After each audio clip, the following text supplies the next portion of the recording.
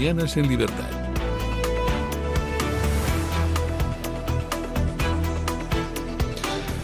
8:02, 7:02 en las Islas Canarias. Buenos días, don Izam Garbín. Buenos días, don Luis. ¿A quién es al que hay que tener más miedo de Francia?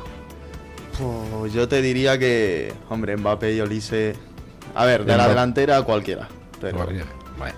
Pero bueno, vamos a ganar. Vamos a ganar bien, así me gusta, con espíritu. Vamos con las noticias de las 8.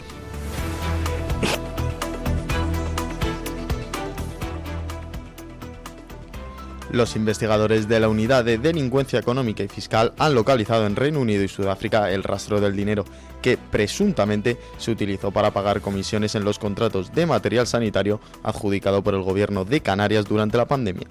La causa se centra en 13 contratos adjudicados entre 2020 y 2021 por cerca de 24 millones de euros a las empresas Danco Trading Service y Tanoja Service, vinculadas al empresario Noel Jamal.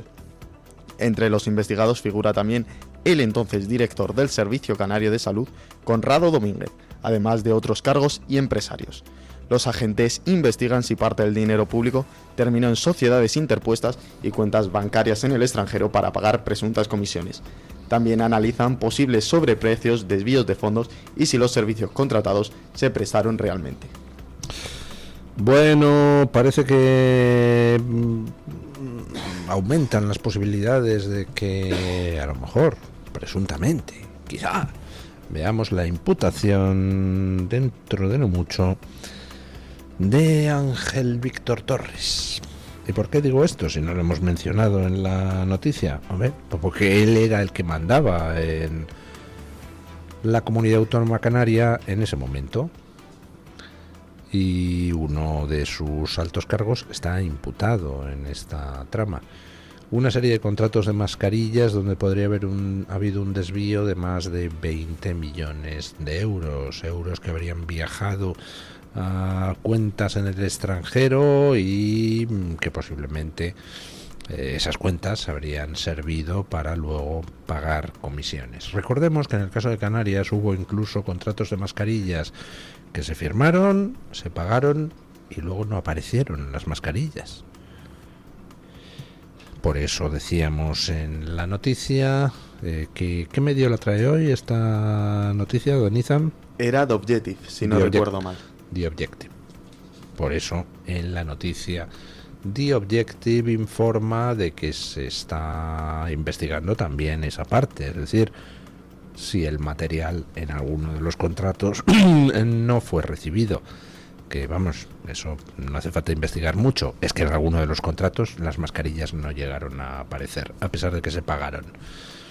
Bueno, pues resulta que este dinero presuntamente defraudado era dinero que venía de fondos europeos, con lo cual es la Fiscalía Europea quien se ha encargado de las investigaciones. Ya saben ustedes que yo de lo de la Fiscalía Europea no me fío un pelo.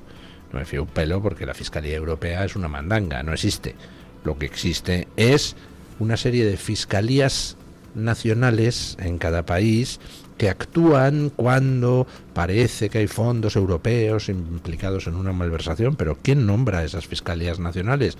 El gobierno, es decir, me parece son 7 fiscales europeos que hay aquí en España, son fiscales españoles que trabajan en esos casos que afectan a fondos europeos y son fiscales nombrados por el gobierno de Sánchez, con lo cual, pues mis esperanzas de que a través de la Fiscalía Europea se llegue a averiguar algo son más bien escasas, pero reconozco que una cosa es las esperanzas o las desconfianzas que yo tenga y otra cosa es la realidad.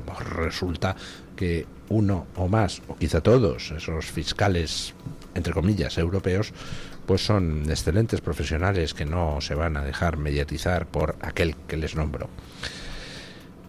El caso es que en esto, después de 2 años, han encontrado el rastro del dinero en Sudáfrica y en Londres, porque toda esta causa lleva 2 años, y ahora parece que por fin han visto que hay cuentas en Inglaterra y en Sudáfrica que serían las que se habrían utilizado para mover el dinero y presuntamente hacer retornar parte del mismo en forma de comisiones. Bueno, ya veremos cómo termina todo este caso. Pero hombre, alguien debería responder a una pregunta. ¿Cómo es posible que para descubrir el rastro del dinero se tarden 2 años? No sé. Es que si dices, era una cuenta en el paraíso fiscal, pero era una cuenta, eran cuentas en Sudáfrica y Reino Unido. Pues hombre, no parece que estén en la lista de paraísos fiscales, por tanto debería haber cooperación prácticamente inmediata, ¿no? Oiga, soy el fiscal europeo de Madrid, deme usted los datos de los movimientos de esta cuenta. Digo yo que los bancos ingleses responderán de forma rápida, ¿no? O las autoridades de enlace judicial allí en Inglaterra. ¿Por qué se tarda 2 años en encontrar este rastro? Me llama la atención. Pero seguro que hay una explicación razonable. Bueno, ojo a esta noticia. Ya saben ustedes que una de las facetas de la macrotrama de corrupción del Partido Socialista es la famosa trama de los hidrocarburos. Trama que traía petróleo venezolano, lo refinaba en Santo Domingo, lo traía a España, vendían gasolina y gasoil y esas cosas, y luego antes de pagar el IVA a Hacienda quebraban. Para poder funcionar, para poder hacer eso y estafar cientos de millones de euros a las arcas públicas españolas, necesitaban licencias. Porque quien no tiene licencia no puede vender hidrocarburos en España. Y milagrosamente conseguían las licencias por parte del ministerio. Y no una, sino varias veces. Con lo cual, pues claro, todos suponemos que las licencias se conseguían a cambio de algo, ¿verdad? En esa trama de los hidrocarburos había empresarios implicados, como por ejemplo Hamlin, que luego huyó a algún país árabe y que es el que le graba a Leire Díez cuando Leire Díez le pide información comprometedora a cambio de hablar con la fiscalía para que le traten bien a este empresario de la trama de los hidrocarburos, pero luego resulta que este empresario era amigo de Aldama y le grabó a Leire Díez y ahí estalla el escándalo del Leire. Bueno, pues esta trama de los hidrocarburos, entre las cosas que hizo fue diseñar una ofensiva contra aquellos que les podían poner en aprietos judiciales. Escuchen. La trama de fraude de los hidrocarburos diseñó una estrategia para debilitar a Repsol, según un análisis del sumario de la Audiencia Nacional elaborado por economistas y expertos del sector energético. Los especialistas sostienen que la organización trató de frenar las denuncias de la petrolera, que llevaba meses alertando del fraude del IVA en los carburantes, un fraude que causó un perjuicio superior a los 3.000 millones de euros. Según ese análisis, la estrategia habría combinado presiones institucionales para retrasar las medidas contra el fraude, una campaña para deteriorar la imagen de la dirección de Repsol y contactos con inversores interesados en adquirir participaciones en la compañía, con el objetivo de reducir la participación de influencia de la empresa y favorecer un relevo en su cúpula. Además, la investigación judicial también recoge que la Guardia Civil advirtió a la compañía del riesgo derivado de su papel como denunciante. ¿Han escuchado ustedes qué medio trae esta noticia?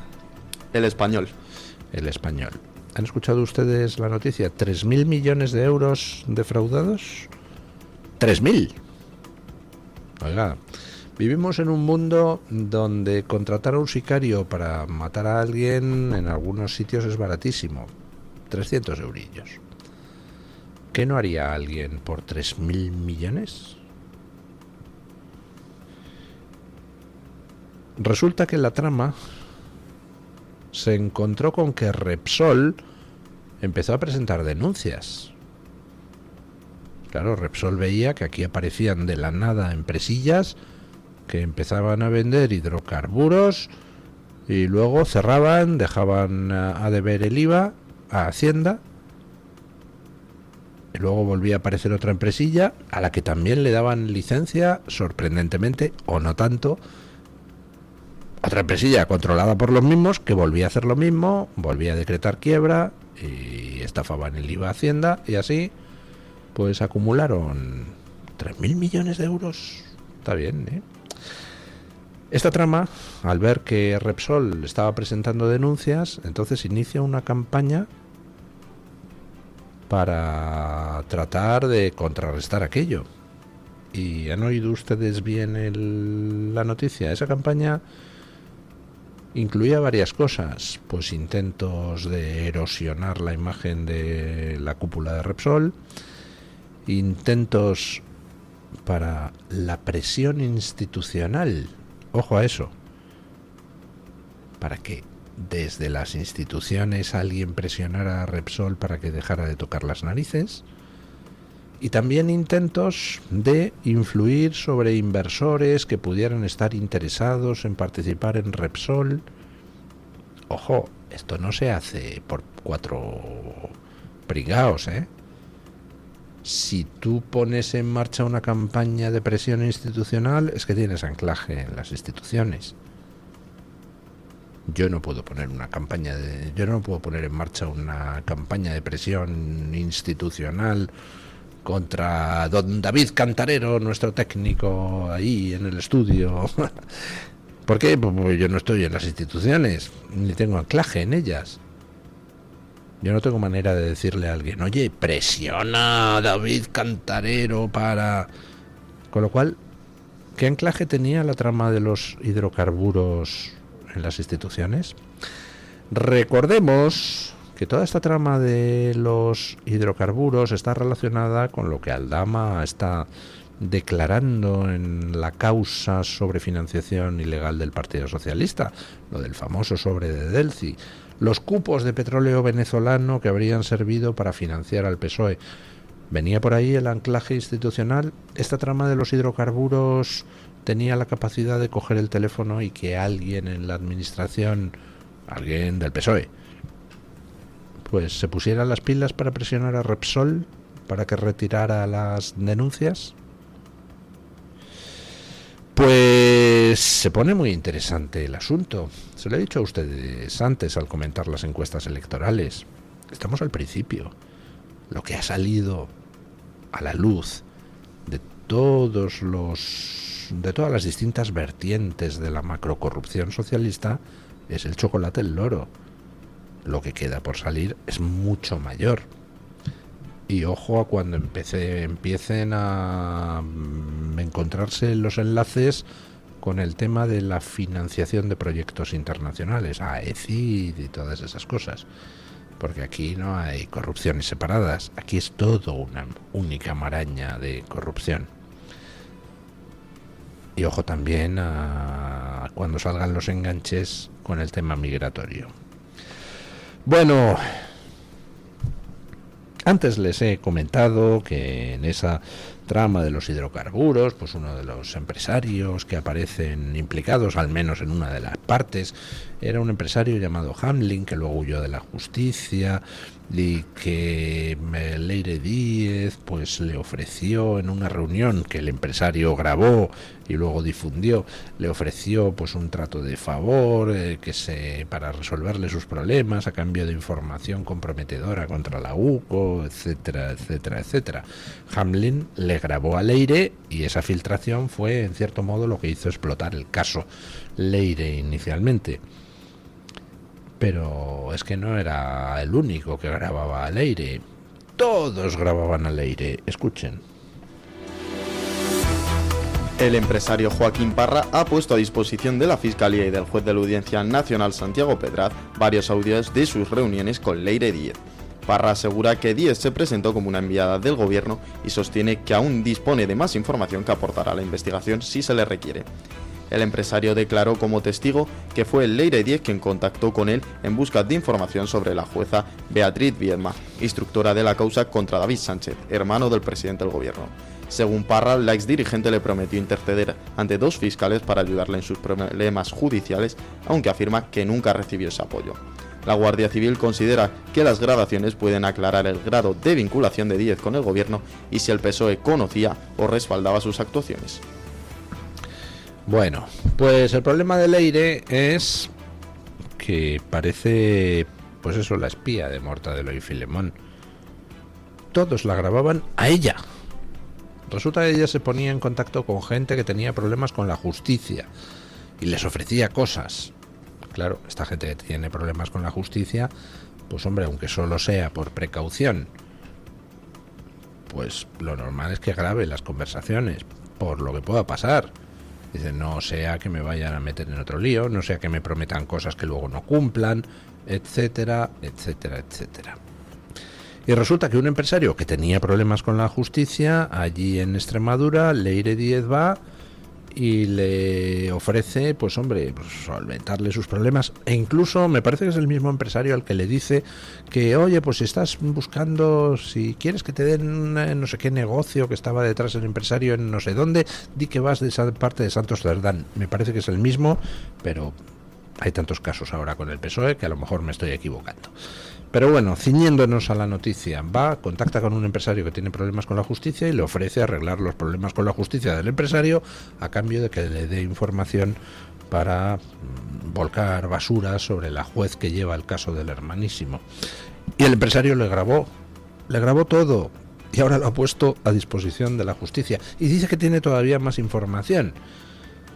Vamos, que tenemos a otro Aldama cantando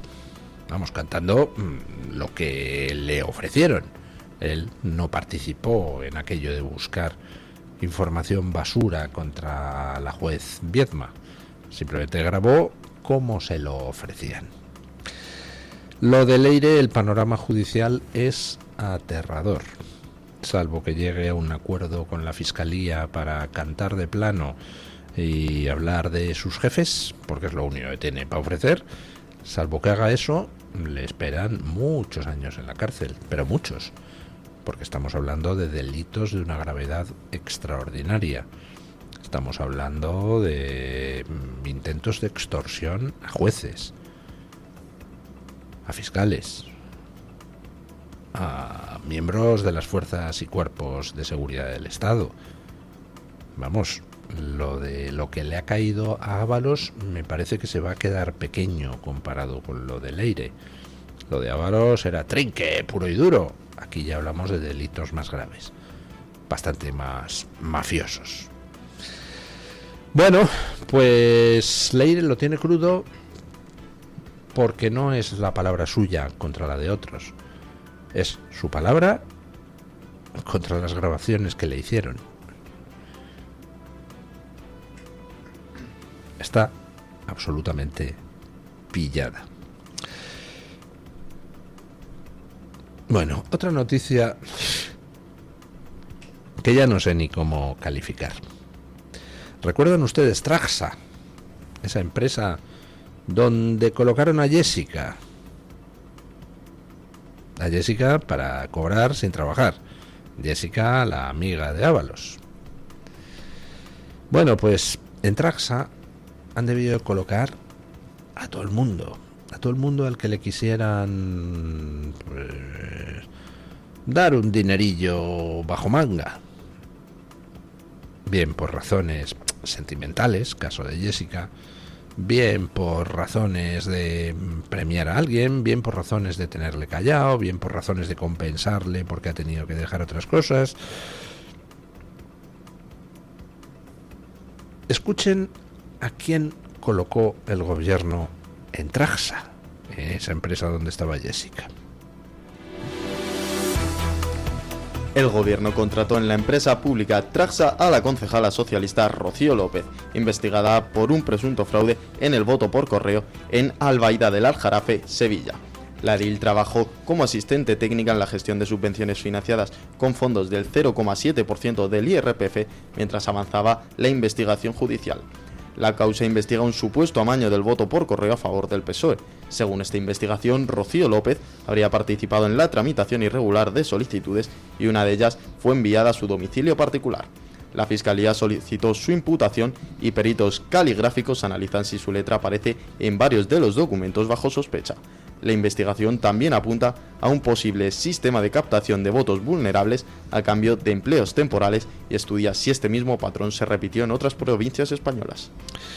Bueno, lo he comentado muchas veces, en España es posible hacer fraude con el voto por correo. Hombre, sí, hay que estar vigilantes con el tema de las sacas y su custodia y todas esas cosas.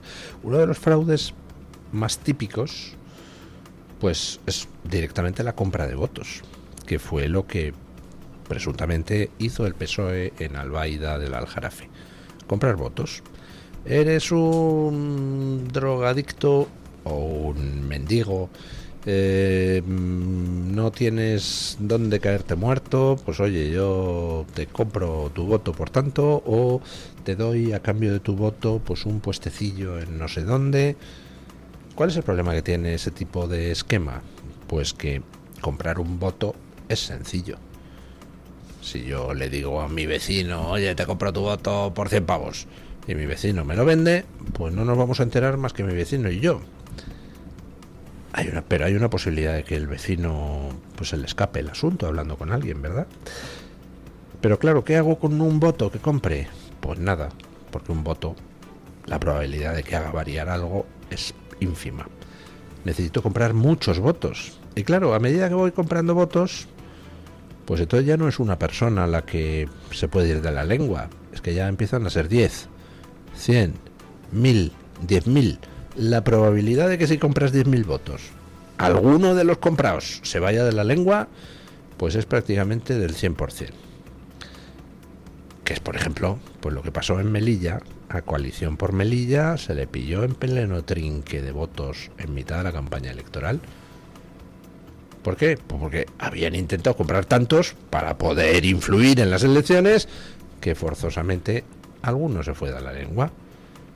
Alguien se enteró de que estaban comprando votos porque alguien lo dijo.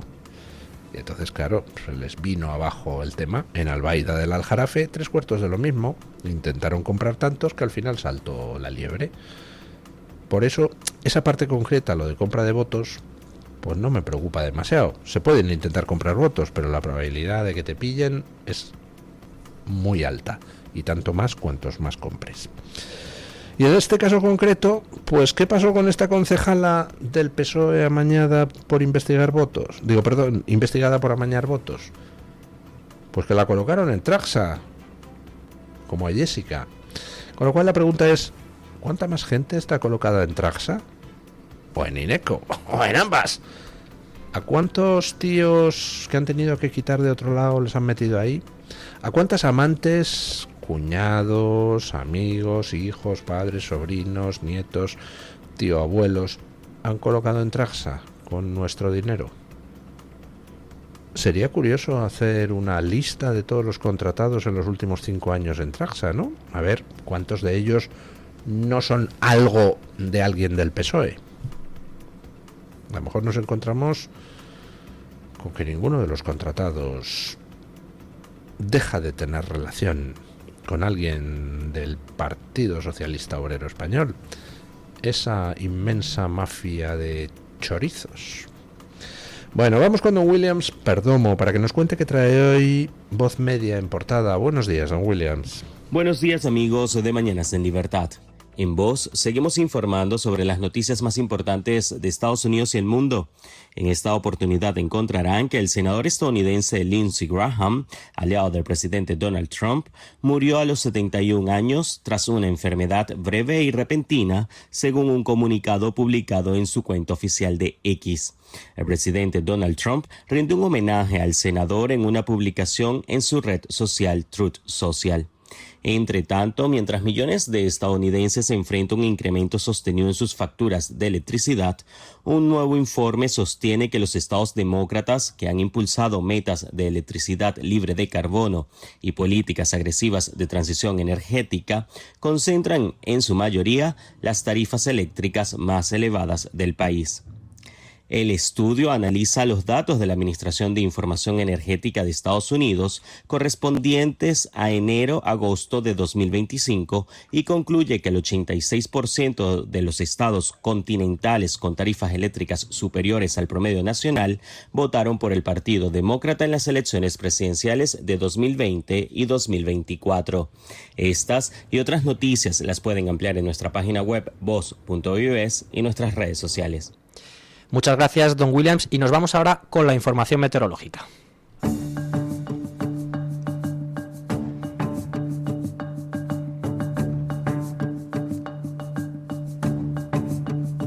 El tiempo en Radio Libertad.